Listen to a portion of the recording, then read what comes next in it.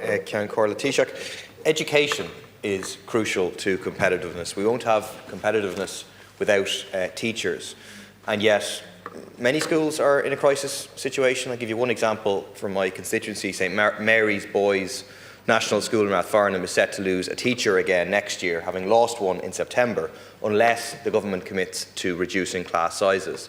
I've been contacted by many parents, one of whom wrote to say, "My son is already in a class that exceeds the national average. Without intervention, he may soon be placed in an even larger multi-grade class, which would significantly impact the quality of his education. The school is currently just 4 pupils short of retaining its 16 class teachers." In the budget, it was announced that 1,042 teachers would be hired. That doesn't cover the 1,046 teachers who will be retiring, so it won't be reducing the pupil-teacher ratio.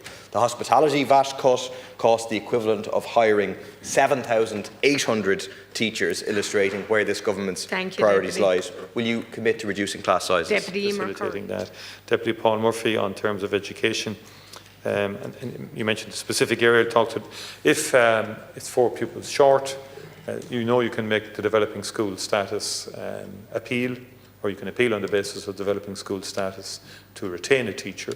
That system is there for a long, long time in terms of retaining teachers. But over the last number of years, we have significantly reduced the pupil-teacher ratio. And sometimes, and I'm not saying in this case, but sometimes it depends on how a principal or the management of a school will deploy teachers. And they may have other priorities, and they may do it in a different way. So that does happen also. But in this case, you're saying it's down a teacher and due to lose again next year. Now, I don't know, is that because of population demographics in the area or not?